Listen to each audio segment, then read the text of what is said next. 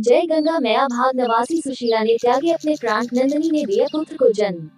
राजा कृतिमान अपने गुप्तचर को राजा बाहु और उसकी दोनों रानियों नंदिनी और सुशीला को ढूंढने के लिए भेजता है। बाहु की दोनों पत्नियां ऋषि औरव के आश्रम में रहने लग जाती हैं। ऋषि यज्ञ कर रहे थे। उन्होंने दोनों रानियों से कहा कि मेरे आश्रम में सिर्फ वही रह सकता है जिसने कोई पाप नहीं किया हो। ऋषि उनसे यज्ञ में आहुति डालने के लिए कहते हैं। नंदिनी यज्ञ में आहुति डाल देती है, लेकिन जब सुशीला की बारी आती है तो वह यज्ञ की ओर आहुति लेकर जाती है तो यज्ञ की अग्नि उसकी आहुति को स्वीकार नहीं करती।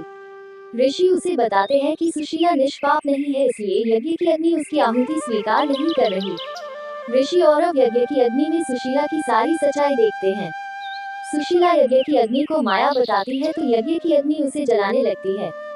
ऋषि नंदिनी को कहते हैं कि तुम्हें अपने पाप को स्वीकार करना होगा, तभी ये अग्नि शांत होगी। सुशीला नंदिनी से क्षमा मांगती है, अग्नि शांति हो जाती है और सुशीला को नंदिनी माफ कर देती है। सुशीला को ऋषि नदी में स्नान करने के लिए भेजते हैं।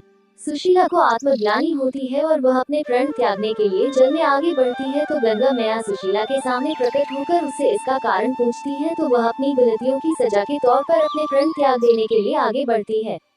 सुशीला जल समाधि ले लेती है।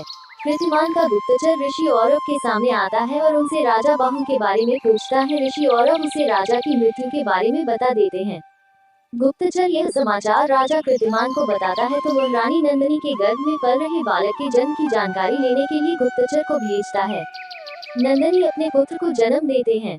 कृतिमान की सैनिक रानी नंदिनी को खोजने के लिए औरव ऋषि के आश्रम में आते हैं। Subscribe, like, share at my Joshi 111।